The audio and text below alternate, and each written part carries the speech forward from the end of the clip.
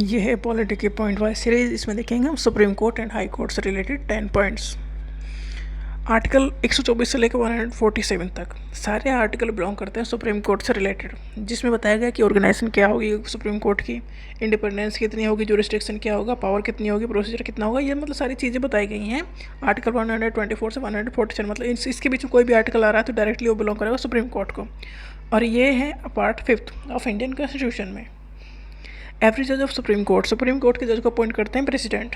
Supreme court के जज को अपॉइंट करते हैं प्रेसिडेंट, बट अपनी मर्जी से वो ऐसा नहीं कर सकते तो वो कंसल्ट करते हैं chief justice of supreme court से। उनसे कंसल्ट करने के बाद अपॉइंट करते हैं सुप्रीम कोर्ट का जज। सुप्रीम कोर्ट का जज बनने के लिए पहली बात तो ये है कि सिटीजन होना चाहिए इंडिया का। उसके बाद किसी भी हाई कोर्ट का जज होना चाहिए कम से कम 5 साल के लिए, या किसी भी हाई कोर्ट में 10 साल के लिए एडवोकेट होना चाहिए, तभी एलिजिबल है सुप्रीम कोर्ट का जज बनने के लिए। सुप्रीम कोर्ट के जज को रिटायर कर देते हैं 65 ईयर्स की एज में। ओरिजिनल ज्यूरिसडिक्शन काफ़ी अच्छा क्वेश्चन है। आर्टिकल है 131। अगर कोई डिस्प्यूट 2 स्टेट्स के बीच में है तो ये सारा केस जाएगा सुप्रीम कोर्ट के पास। अगर कोई भी डिस्प्यूट सेंटर और स्टेट के बीच में है तो उसका फैसला भी सुप्रीम कोर्ट ही करेगा। तो ये आते हैं ओरिजिनल ज्यूरिसडिक्शन के अंडर। आर्टिकल 131। हाई कोर्ट के आर्टिकल 214 से लेकर 231 तक ये भी हाई कोर्ट के बारे में सारी चीज़ बताते हैं।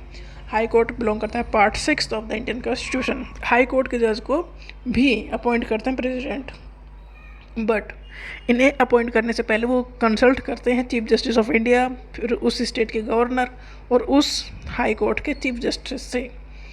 इतने लोगों से कंसल्ट करने के बाद प्रेसिडेंट अपॉइंट करते हैं हाई कोर्ट के जज को। हाई कोर्ट के जज को जब तक वो 62 ईयर्स की एज का होता है तब तक वो रह सकता है, मतलब 62 एज में रिटायरमेंट है। प्रेसिडेंट को किसी भी जज को, किसी भी हाई कोर्ट के जज को दूसरे हाई कोर्ट में ट्रांसफ़र कर सकते हैं, इतनी पावर उनके पास है। अगर किसी जज को उसके पद से रिमूव करना पड़ रहा है तो इससे ये रिमूव करेंगे प्रेसिडेंट, बट अपनी मर्जी से नहीं करेंगे।